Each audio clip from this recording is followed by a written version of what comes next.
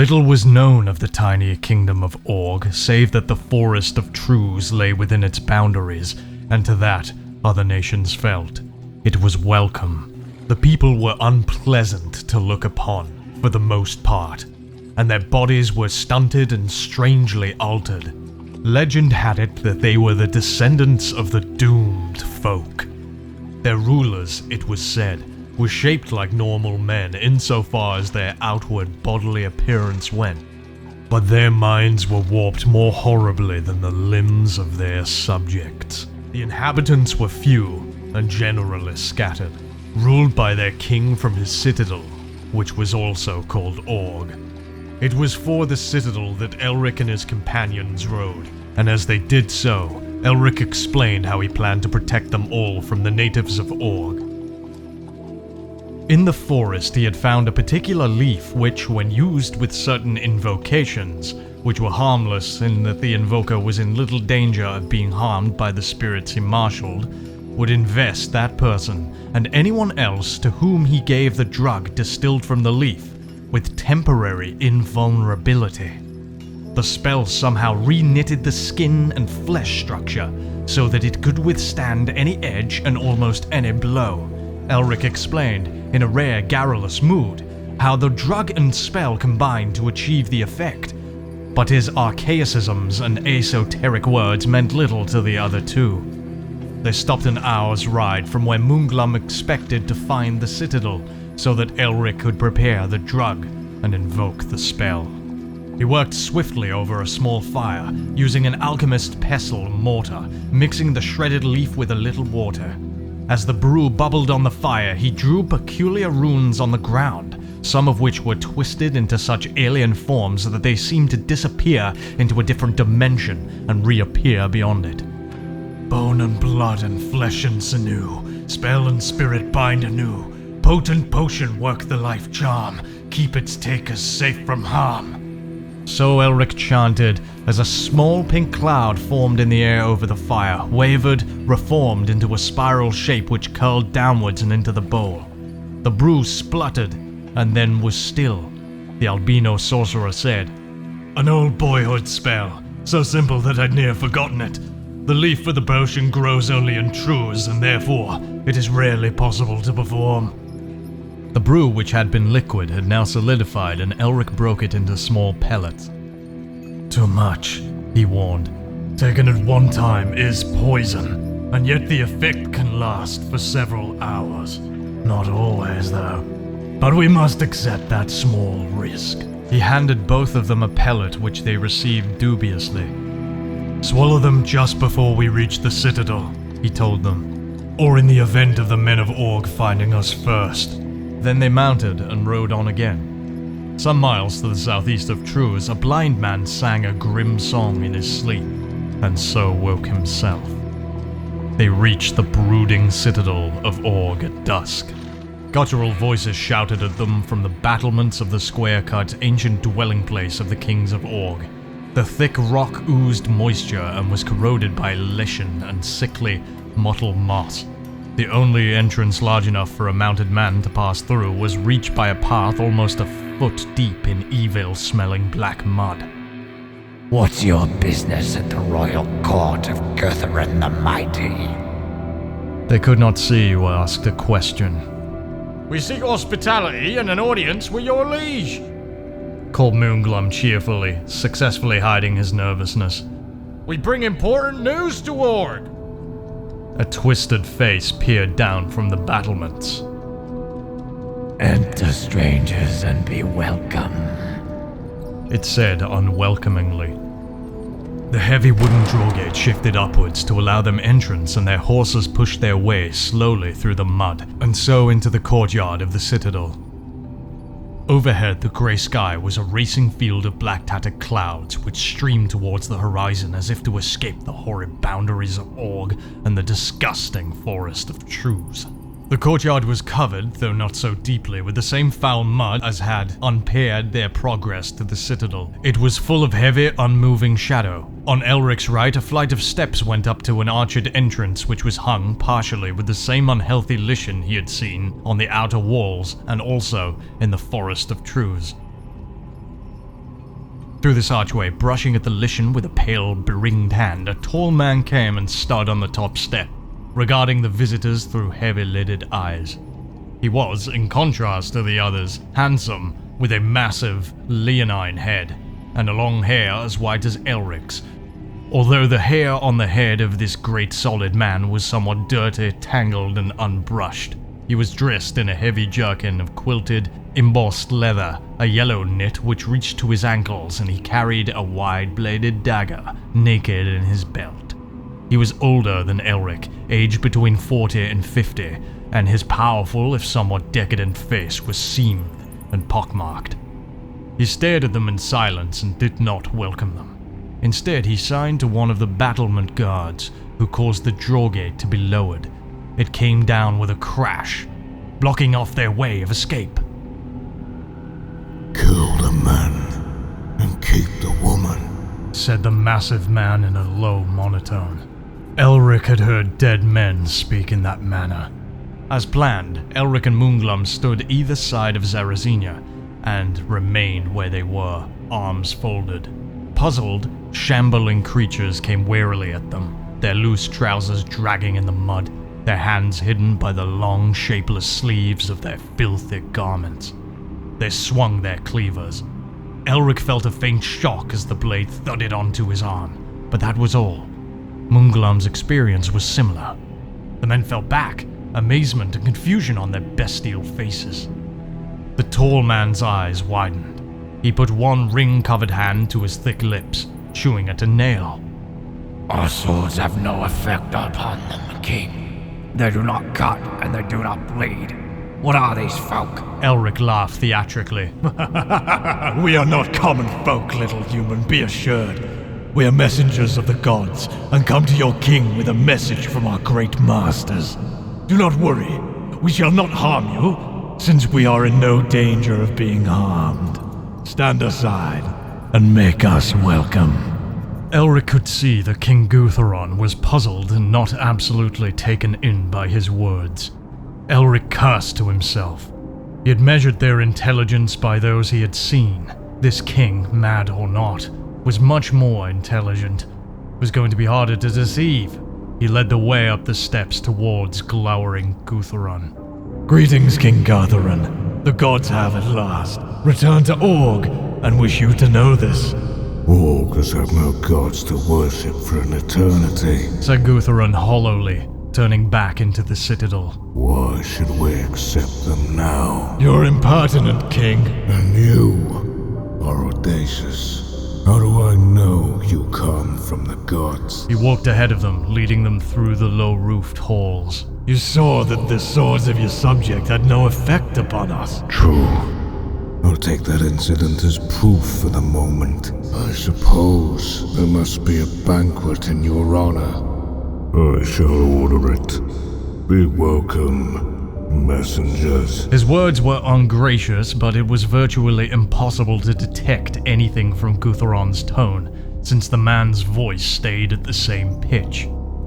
Elric pushed his heavy riding cloak back from his shoulders and said lightly, "We shall mention your kindness to our masters." The court was a place of gloomy halls and false laughter, and although Elric put many questions to Gutheron, the king would not answer them, or did so by means of ambiguous phrases which meant nothing. They were not given chambers wherein they could refresh themselves, but instead stood about for several hours in the main hall of the citadel, and Gutheron, while he was with them and not giving orders for the banquet, sat slumped on his throne and chewed at his nails, ignoring them. "Pleasant hospitality," whispered Moonglum. "Elric, how long will the effects of the drug last?" Zarazenia had remained close to him. He put his arm around her shoulders. "I do not know. Not much longer. But it has served its purpose. I doubt if they will try to attack us a second time. However, beware of other attempts, subtle ones upon our lives." The main hall, which had a higher roof than the others, was completely surrounded by a gallery which ran around it well above the floor. Fairly close to the room was chilly and unwarm. No fires burned in the several hearths, which were open and let into the floor. and the walls dripped moisture and were undecorated, damp, solid stone, time-worn and gaunt. There were not even rushes upon the floor, which was strewn with old bones and pieces of decaying food. Hardly house-proud, are they? Commented Moonglum, looking around him with a distaste and glancing at brooding Gutheron, who was seemingly oblivious of their presence. A servitor shambled into the hall and whispered a few words to the king. He nodded and arose, leaving the great hall. Soon men came in, carrying benches and tables, and began to place them about the hall. The banquet was, at last, due to commence, and the air had menace in it. The three visitors sat together on the right of the king, who had donned a richly jeweled chain of kingship, whilst his son and several pale-faced female members of the royal line sat on the left, unspeaking, even among themselves. Prince Herd, a sullen-faced youth who seemed to bear a resentment against his father, picked at the unappetizing food which was served them all. He drank heavily of the wine, which had little flavor but was strong, fiery stuff, and this seemed to warm the company a little. And what do the gods want of us, poor folk of Org? Herd said, staring hard at Zarazenia with more than friendly interest. Elric answered, They ask nothing of you but your recognition. In return, they will, on occasions, help you. That is all. That is more than those from the hill can offer. Eh, father? Gutheron turned his great head slowly to regard his son. Yes. He murmured, and the words seemed to carry warning. The hill? What is that? Moonglum said. He got no reply. Instead, a high-pitched laugh came from the entrance to the great hall.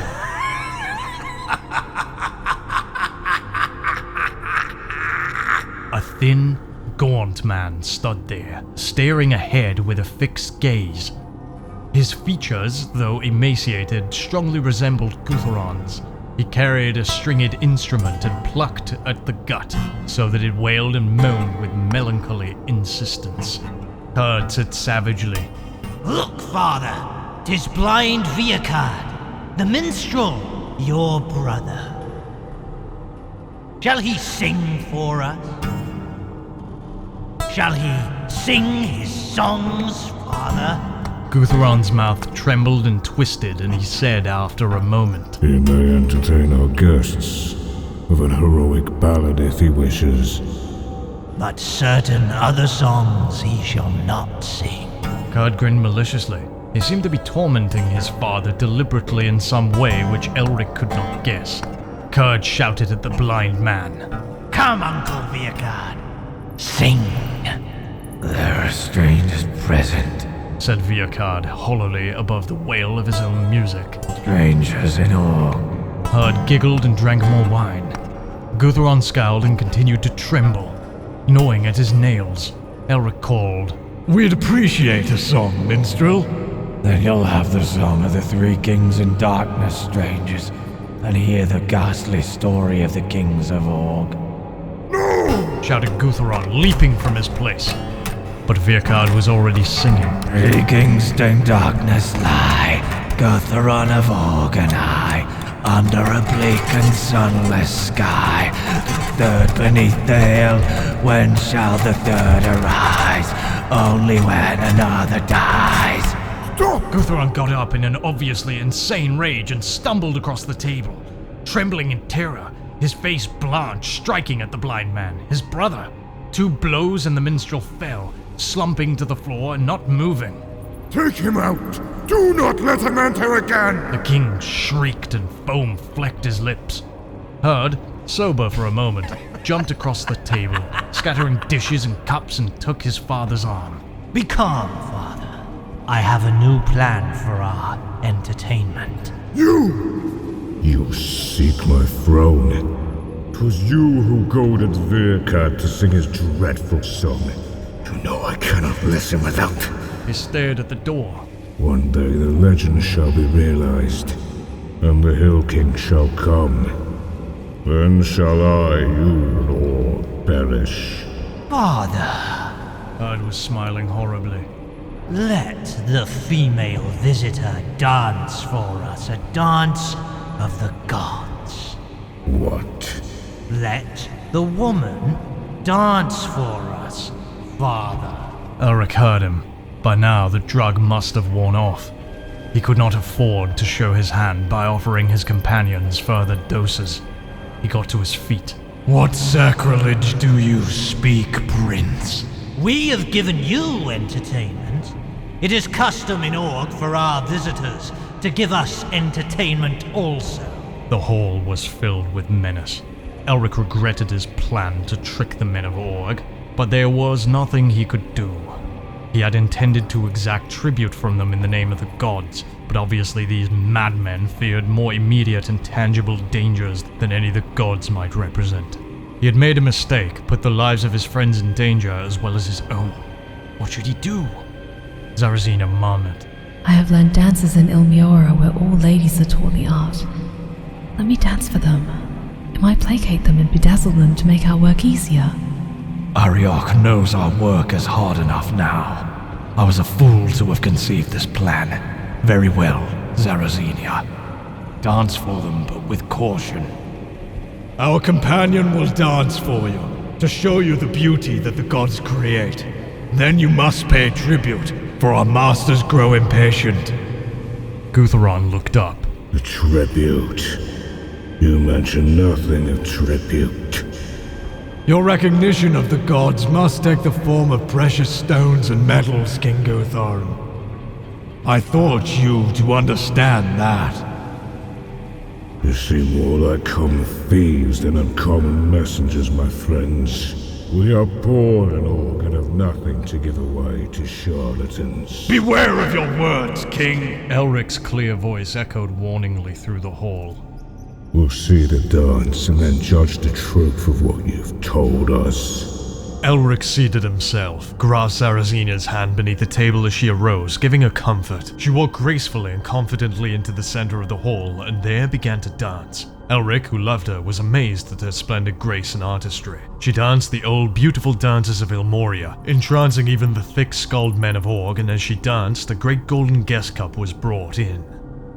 Kyd leaned across his father and said to Elric, The guest cup, Lord. It is our custom that our guests drink from it in friendship. Elric nodded, annoyed at being disturbed in his watching of the wonderful dance, his eyes fixed on Zarazina as she postured and glided. There was silence in the hall. Kyd handed him the cup and absently he put it to his lips. Seeing this, Zarazina danced onto the table and began to weave along it to where Elric sat. As he took the first sip, Zarazina cried out and with her foot knocked the cup from his hand. It was drugged, Elric. The wine splashed onto Gutheron and Herd, who half rose, startled. They drugged it. Herd lashed at her with his hand, striking her across the face. She fell from the table and lay moaning slightly on the filthy floor. Bitch! Will the messengers of the gods be harmed by a little drugged wine? Enraged, Elric pushed aside Gutheron and struck savagely at Herd so that the young man's mouth gushed blood. But the drug was already having an effect.